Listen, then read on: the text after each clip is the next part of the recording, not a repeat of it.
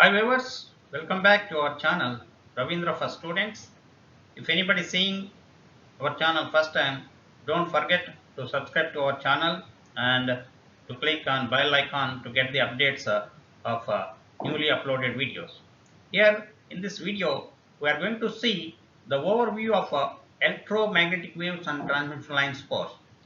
Generally, viewers, this course electromagnetic waves and transmission lines, so many students will feel it as a tough subject. But nowadays, if you include these technology enhancements like graphics, animations, in order to understand the complex concepts in this course, then it will be very easy. I will try to make all the complex topics also very easily with the help of the technology. So for that, try to follow our channel regularly. So for that, I will placing in the description the helpful video links also of the videos which I have recorded in my regular coursework when I am dealing with this course. So that will be very useful for you. If you are having much time, don't forget to watch all the videos given in the description of this video.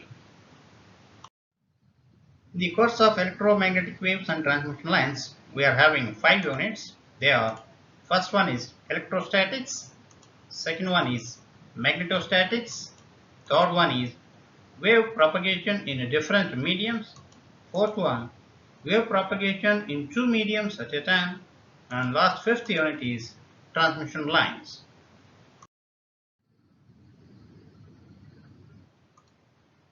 In the first unit of electrostatics, we are going to define what are the electrostatic fields and what are the various terms we are going to define in this unit. So actually the fields, if you consider the fields available are of majorly two types. They are static fields and dynamic fields or time varying fields. Static fields are those fields in which the charges are at rest, and whereas the dynamic fields or time varying fields are the fields due to the charges moving with some velocity. And again, in static fields, there are of two types. One is electrostatic fields and second one is magnetostatic fields. So coming to electrostatic fields, they deal with the electric charges which are at rest. Whereas coming to the second type of static fields, that is magnetostatic fields, that is dealing with the magnetic charges at rest.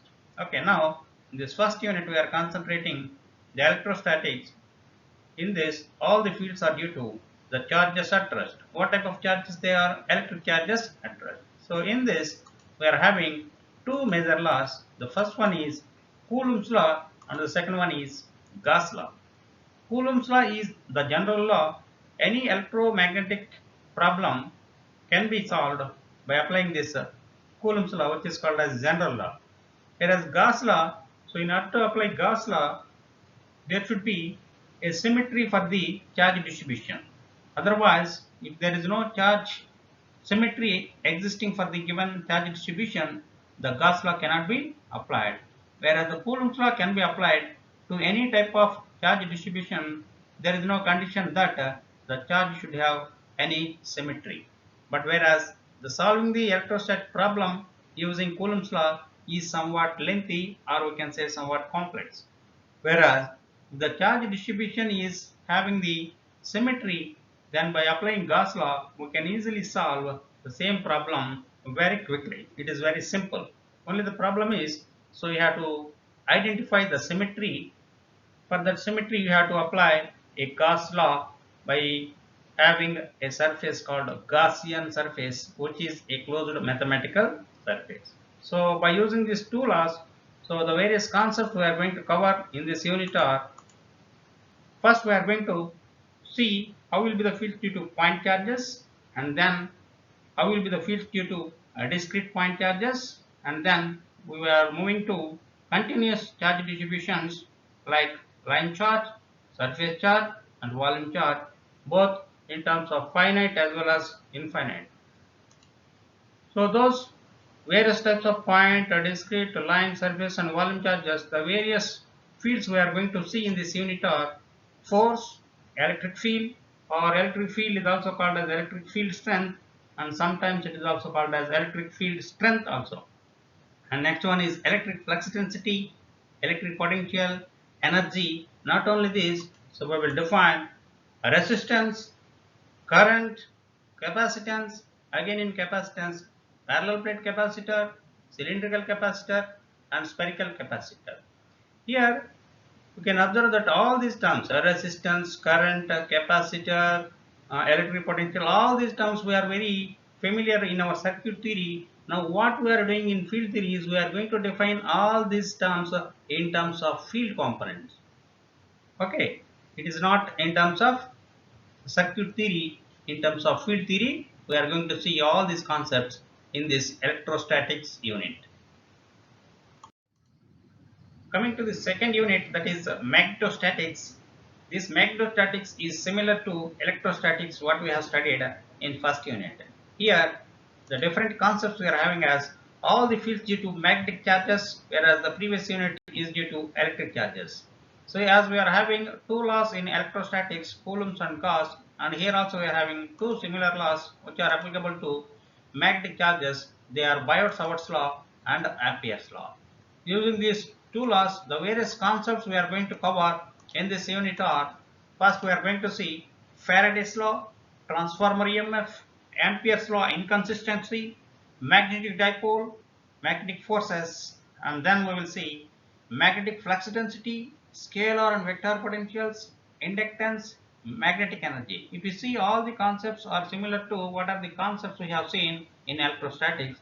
And finally, we will close this unit with Maxwell's equations for time varying fields, and then Maxwell's equations in different final forms and word statements. Maxwell's defined four equations for both electrostatics and including magnetostatics. Two equations in electrostatics and two equations in magnetostatics. And of course, he has given the equations for time varying fields also. So those time varying fields we will see in the next third unit. In the third unit, titled as wave propagation in different mediums, here we are going to define what is a wave, which is nothing but a time varying field. And for the time varying field, first we will see all the four Maxwell's equations in various forms, and then we will see the properties of these waves in various mediums. The mediums are free space, lossless dielectric, lossy dielectric, and conductors. In all these four mediums, so what are the various properties we are going to see in this unit are? So first we will see the boundary conditions. So what are the boundary conditions means? At the boundary, so that means the interface between the two mediums, what will happen to the time varying field or wave or signal or function. All these terms, wave, signal, function, all these are the similar words we are using in our day-to-day life related to signal or wave. And we will see how to obtain the wave equations in all these mediums, and then what is uniform plane wave, what is meant by polarization, and we will see if the variations of current and voltages are in sinusoidal, how will be the changes in the characteristics of the wave. So that also we will cover in this wave propagation in free space, lossy dielectric, lossless dielectric, and conducting mediums. Coming to the next unit, wave propagation in two different mediums, which is the continuation of the previous unit.